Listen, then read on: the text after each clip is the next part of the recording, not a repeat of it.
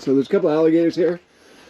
We're going to Geiger Key, and I saw, ooh, there's a fish right there too. See that? It's a tarpon. It's a tarpon right there, right behind the alligator. Look at that. Oh, I'm gonna have to go get my underwater. Hey buddy, there's two of them. I should actually pay attention to what I'm doing. It's not the alligator you see that's the problem, it's the alligator you don't see. So that guy's grown. He's probably what, 1, 2, 3.5 feet now. Okay, so this is Navionics Key West area. So you've got, what do we got going on here? Oh, Key West, right here. So today we're going to, so you got Key West, Stock Island, Sugarloaf, this big area here. Zoom out a little bit here. You've got Cudjoe, Summerlin, Ramrod, Little Torch, Big Pine, Marathon's way over here, Baja, and of course Miami's way up over here. About 100. I mean, Big Pine is 30 miles, 25, 27 miles to Key West, depending where you go into Key West.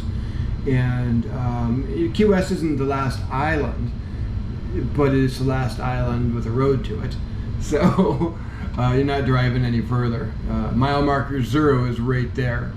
And so today we are going to go to Blue Hole, which is, I wouldn't say a tourist trap, but not tourist trap at all, but it's the only fresh water in all of the Keys, I believe is what they say, in the lake.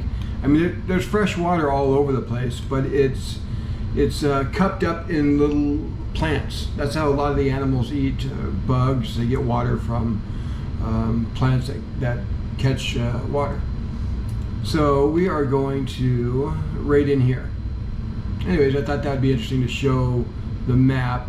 And now you can see the levels of water. So what's cool about down here from Big Pine to Key West is you have all this what we call backcountry right in here.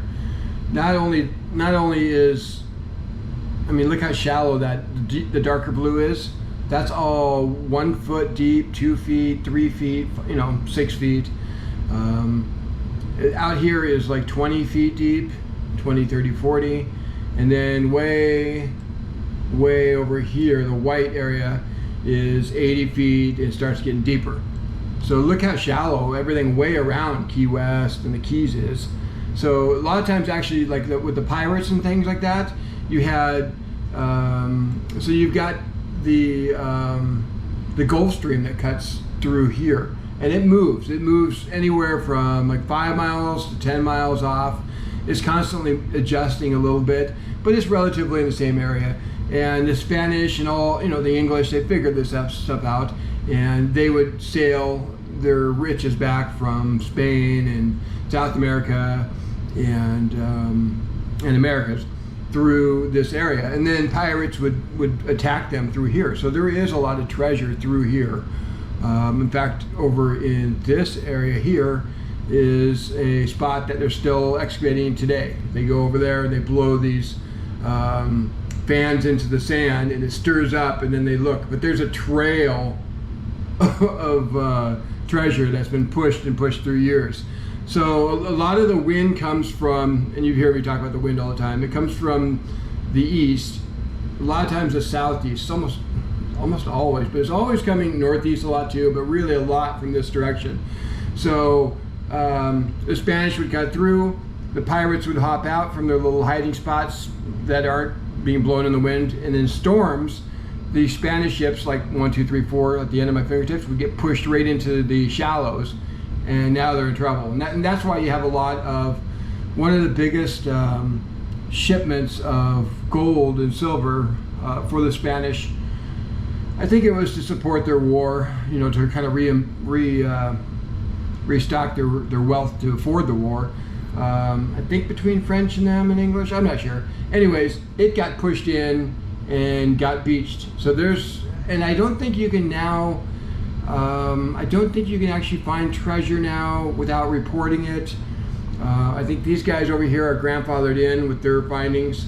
They're still, it's kind of cool. You can look into it. I think you could even treasure hunt with them, and you get like a percentage of everything. It's like you're part of the company. So it's pretty cool if you want to look into that. I wish it was more open from what my understanding, but let's zoom in here. Now you can really see. So like we were moored right here for a while, and we would hop out about 4 or 5 miles, and now look, you're in 20 to 40, and I would, like, here's a shipwreck right here, so you go fish, you know, you go back and forth there. There's some towers and stuff out over here, but that diving place that I showed you is right here, where you're diving in the water, and you can actually see, let's zoom in here. I mean, look how shallow this is. 1 foot, 2 feet. Way out here is 1 foot deep. And so if you cut through here, you're in trouble. I would come through here. Hold on, let me bring it down. I would come from our marina, cut through here, and then through here, and then out to the you know, you're out to your backcountry, you're back in here. Sandbars and that kind of stuff, but look at that effort you have to get. Anyway, so here's that jumping bridge that's on YouTube, and I have it on there too. But you can see that cut through here. But look how shallow this is: 2 feet, 3 feet, 4 feet. So when you come out, I think you have to go to the left a little bit. You can go to the right a little bit, but not straight. And so I don't think a lot of, and Navionics shows this as like ground, you know, like the green is like bushes, and but that's not 100% correct, depending on the tide, right? So you can come out with a skiff or a small boat. Again, the jumping bridge is like right in here. You park over here, and then you walk, and boom, you're right there. But pretty cool. Like if you live right, a lot of nice homes right in here. You can scoot out here, or you can come over here. I'll draw actually with a map, and then see this little cut through here. But even like when you come through here, you have to be very careful. Again, depending on the tide, you see the red and green marker. Let's see if I can zoom in more better. No, that's all I can bring it in. Okay, anyway, there's 2 little markers, and they're physically there. So when you come out, you better go straight through. Like, you know, prop's gonna hit if you veer off to any of the side. Anyways, like this is all very tricky spot. We have friends that bought over here, right on the ocean, beautiful spot, and they can't really get in and out very well. They were pretty frustrated when they first got it, and they beached their boat a couple times the first few days. And then we used to live right here on the ocean for a year. We got really lucky during COVID when no one was renting. Anyways, that was awesome because we're right on the ocean. You can see the wind push the top of the water. It was just beautiful. So anyways, we're going to Blue Hole today, and anyone can go there. You come right into Big Pine, and whoop, just shoot up one of the main roads by Winn-Dixie, and you're right there. Here is No Name Key that I did the sunrise, and there's the bridge for that. I think I'll put this in more of my videos so I can actually show you guys where it's at. I just re-upped my Navionics membership, so I can do that. And then if I zoom out, you can see Bahamas over here. So here's Bahama. So a lot of people will actually run from Miami over. Actually, there's more islands up here. I can't remember which spot they go. Well, it all depends where you're at. So this is about roughly 90 miles either way. And of course, you have to cut through, 5 or 10 mile wide, fast-moving water. But once you get past that, and with a powerboat, it's no big deal. But if you're sailing, that's something to think about, obviously. And then you get over to Bahamas, you check in.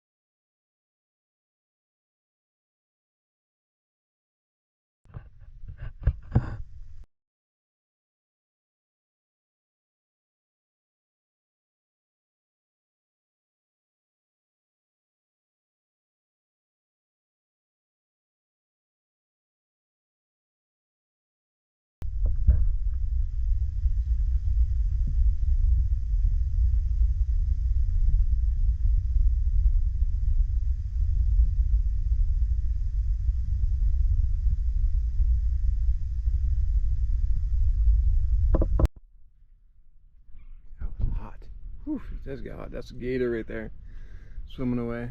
Whew, this thing is burning hot. Wow. I think it gets extra hot in those. There's some needlefish down there, some tarpon right there. It's hard to see on the screen. Needlefish,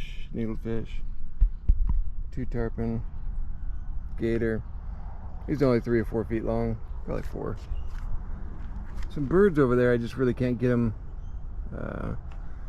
with this lens. Oh, that's why I took it out. Let me see. I saw this in a movie one time.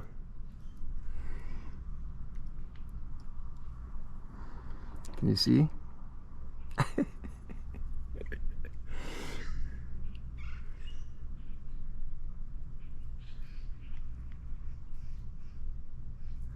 Wow, this thing just gets hot and it stays hot. There goes the gator.